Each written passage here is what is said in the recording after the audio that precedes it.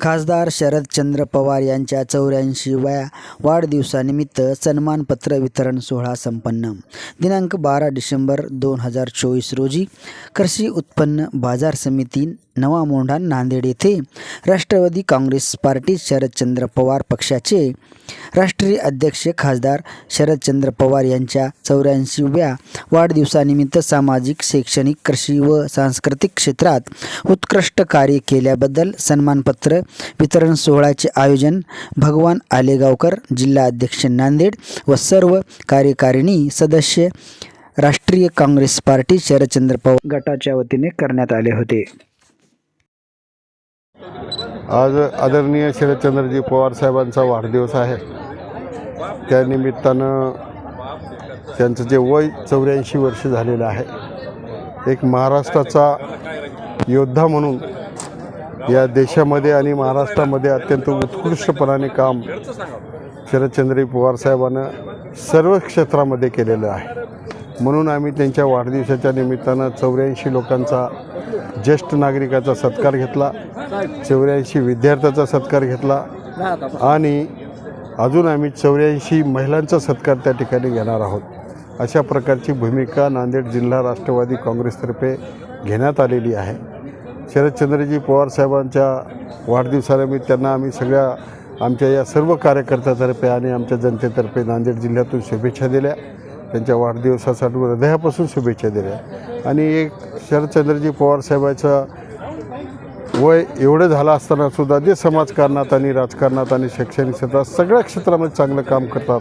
म्हणून त्यांना या देशामध्ये एक चांगल्या प्रकारची भूमिका निभावण्यासाठी, लोकशाही आणि संविधानाचं रक्षण करण्यासाठी शासन, प्रशासन, न्यायीकरण आणि मीडिया या सगळ्या माध्यमातून त्या चांगल्या प्रकारचं काम व्हावं, त्यांची तब्येत चांगली राहावी, त्यांचं आयुष्य चांगलं राहावं आणि त्यांना कुठल्याही प्रकारची शारीरिक व्यक्तिमत्व चांगलं राहावं. तसं तर आहेतच, पण बौद्धिक व्यक्तिमत्वसुद्धा त्यांचं अत्यंत उत्कृष्ट आहे. या सगळ्या गोष्टीमध्ये बघत असताना पण महाराष्ट्रामध्ये सर्वात जुना आणि चांगलं नेतृत्व करणारा माणूस म्हणजे शरदचंद्रजी पवार साहेब. या सगळ्या भूमिकेकडे बघितल्यानंतर आपल्या सगळ्याच्या लक्षात येतं की खरोखरच मागच्या अनेक दिवसापासून, मागच्या अनेक वर्षापासून, जवळ 50-55 वर्षापासून त्या ठिकाणी ते राजकारणात काम करतात, साहित्यिकामध्ये काम करतात, सांस्कृतिक क्षेत्रात काम करतात, शैक्षणिक क्षेत्रात काम करतात, समाजकारणात काम करतात.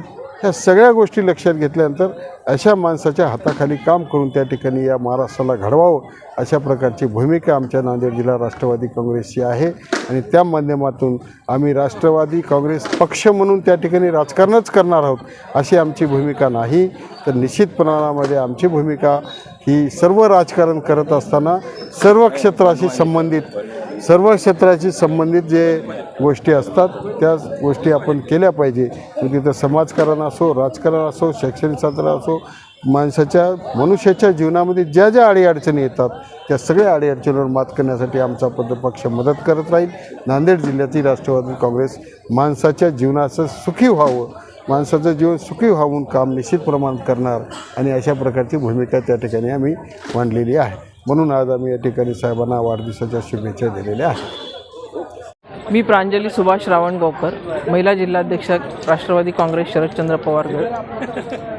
आज आमच्या राष्ट्रीय नेत्यांचा श्री शरदचंद्रजी पवार साहेबांचा 84वा वाढदिवस आहे. ह्या 84व्या वाढदिवसानिमित्त मी त्यांना अभिष्टचिंतन व्यक्त करते आणि त्यांच्या दीर्घायुष्यासाठी सदिच्छा व्यक्त करते.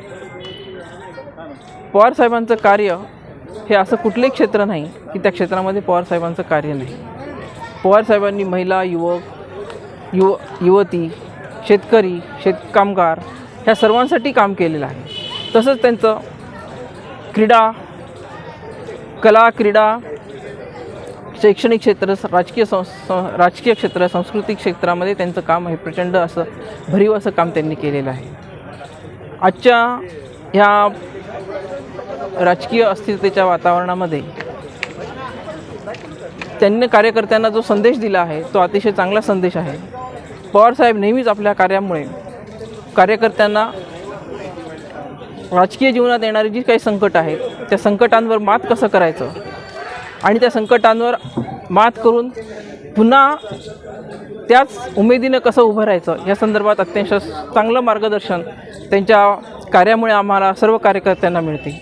आणि म्हणूनच हा अशा कार्यकर्त्यांना नेहमीच उमेद जागवणारा हा आमचा नेता आम्हाला खूप महत्त्वाचा वाटतो. आणि आज मी पुन्हा त्यांच्या वाढदिवसानिमित्त त्यांना दीर्घायुष्याच्या शुभेच्छा देते आणि थांबते.